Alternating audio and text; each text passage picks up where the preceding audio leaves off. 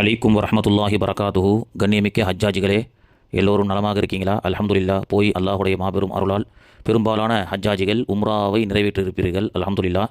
இன்னும் 2-3 தினங்களிலே, அதாவது வருகின்ற ஞாயிற்றுக்கிழமை என்று நினைக்கின்றேன், எல்லோரும் மினாவுக்கு சென்று ஹஜ்ஜினுடைய கடமையை நிறைவேற்றுவதற்கு ஆயத்தமாக இருப்பீர்கள். அல்ஹம்துலில்லாஹ். உங்களுடைய ரூம்லேருந்து நீங்கள் மினாவுக்கு பிற 8 அன்று புறப்படும் பொழுது உங்களுக்கு என்னென்ன தேவையான லக்கேஜ் அவசியமானது அப்படின்றத பற்றிலாம் நிறைய விழிப்புணர்வு அந்த குரூப்பில் நிறைய போட்டுகிட்டே இருக்கிறாங்க. அதை நீங்கள் ஃபாலோ பண்ணிக்கிடுங்க. பெரும்பாலும் ஒரு விஷயத்தை இப்போ போன ஹாஜி ஒருத்தங்க சொன்னாப்புல, வந்த நிறைய ஹஜ்ஜாஜிகளுக்கு சீதோசனுடைய மாற்றத்தினால சளி, அதனால் ஏற்படக்கூடிய ஜுரம், இன்னும் சில அசௌகரியங்களாக இருக்கிறாங்கன்னு சொல்லி நான் எல்லாருக்காக துவா செய்கிறேன். நீங்களும் இன்ஷா அல்லாஹ் துவா செய்யுங்க. அல்லாஹ் எல்லோருக்கும் ஆரோக்கியத்தை தரட்டும்.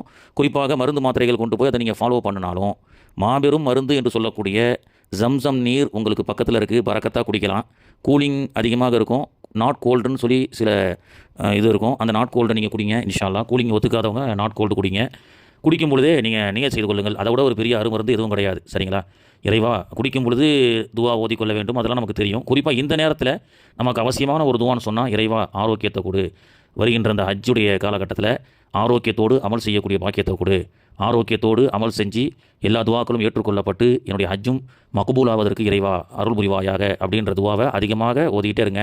இந்த ஹஜ்ஜினுடைய விஷயத்தை பொறுத்த வரைக்கும், நான் ஆரோக்கியமாக இருக்கேன், எங்கள் அம்மா தான் ரொம்ப அசௌகரியமாக இருக்கிறாங்க, இவர் இவ்வளோ அசௌகரியமாக இருக்காரு, இவர் எப்படி ஹஜ் செய்ய போகிறாரு, இப்போவே இவ்வளோ சிரமப்படுறாரு அப்படின்னு யாரையும் பார்த்து நினச்சிடாதீங்க.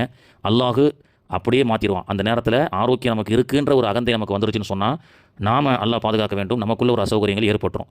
அது மட்டும் இல்லாமல் இந்த 3 நாட்களில் நீங்கள் ரொம்ப அதிகமாக சிரமம் எடுத்துக்கொண்டு அமல் செய்து கொள்ள வேண்டாம். கொஞ்சம் ஸ்லோ பண்ணி இந்த 2-3 நாள் உங்களுடைய உடலை நீங்கள் ஓய்வு எடுத்துக்கொண்டு நீங்கள் ஆயத்தமாகுங்க. ஏன்னா அடுத்து பிற 8, 9, 10 ஆகிய நாட்களில் நாம் இன்ஷா அல்லாஹ் அமல் செய்ய வேணும். அப்போது இந்த நேரத்தில் கொஞ்சம் ஸ்லோ பண்ணிடணும். ஏன்னா இந்த நேரத்தில் சில பேர் வேகமாக அமல் செய்வாங்க, கடைசியில் 8, 9 வண்டி பஞ்சராகி உட்காந்துரும். ஸோ அதை பார்த்துக்கிட்டு இன்ஷா அல்லாஹ் நீங்கள் அமல் இந்த நேரத்தில் அப்படி ஸ்லோவாக வண்டி 20, 30லேயே போட்டோம், அந்த மாதிரி போங்க. யாரும் யாரையும் பார்த்து நம்ம ஆரோக்கியமாக இருக்கிறோம், இவர் எப்படி செய்ய போகிறாரு ஹஜ்ஜின்னு தெரியல, இவர் இப்போவே இப்படி இருக்கிறாரு, இவர் இப்போவே அப்படி செய்கிறாருன்னு நினைக்காதீங்க. எத்தனை லட்சம் கூட்டம் வந்தாலும் மீனாவில் அல்லாஹ் நமக்குன்னு பரக்கத்தாக ஒரு இடத்த ஒதுக்கியிருப்பான். அந்த கூட்ட நெரிசல் இல்லாமல் நாம் அந்த இடத்துல சிறப்பான முறையில் அமல் செய்யணும் அப்படின்ற நீயத்தோடு நீங்கள் போங்க. இன்ஷா அல்லாஹ் எல்லா வகையிலையும் அல்லாஹ் லேசாக்கி வைப்பான்.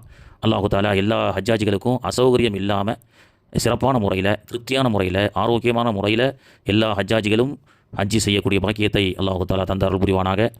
எல்லா துவா கபூலாக்கப்படக்கூடிய இடத்திலும் அடியனுக்காக, நம்ம நாட்டுக்காக, ஊருக்காக, அனைவருக்காக, குறிப்பாக உங்களிடத்தில் அமானிதமாக எவ்வளோ பேர் துவா செய்ய சொல்லியிருப்பாங்க இல்லையா, அந்த அமானித கடன்களையும் அந்த துவாக்களையும் இன்ஷா அல்லாஹ் மறக்காமல் துவா செஞ்சுருங்க. மதினாவுக்கு சென்று எம்பெருமான் ரசூலுல்லாஹி ஸல்லல்லாஹு அலைஹி வஸல்லமுடைய தர்பார்லையும் அமானித சலாத்தை நீங்கள் எத்தி வையுங்கள். அத்தோடு இந்த அடியானுடைய சலாத்தையும் சொல்லிக் கொள்ளுங்கள். அஸ்ஸலாமு அலைக்கும் வரஹ்மத்துல்லாஹி.